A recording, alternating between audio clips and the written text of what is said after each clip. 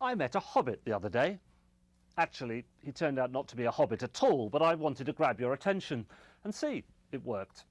His email, "Hobbit actor seeks advice," had grabbed my attention, so of course I had to say yes. We met at a suitably Warren-like club in London's Theatreland. He's going to be in Peter Jackson's prequel to the Lord of the Rings trilogy, which starts filming in New Zealand later this year. He'll be playing the advisor to a powerful political figure. He'd read the diaries I published after my time advising Tony Blair and wanted to know what makes politicians and their staff tick. Well, there's no quick answer to that, and 2 hours later we were still talking.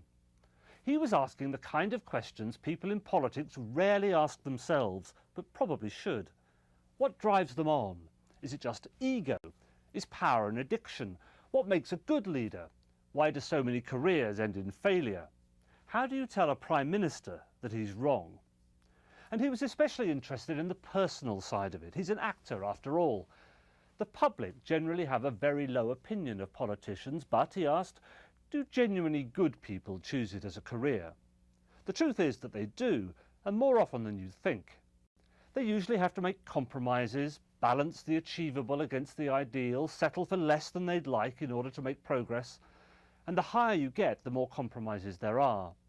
A cynical and intrusive media will question your motives and delve into your personal life. You can expect little credit for your successes and plenty of criticism for your failings. In fact, it amazes me that talented, genuinely committed people still go into public life at all, but they do. Sometimes actors can convey the good side of politics better than politicians.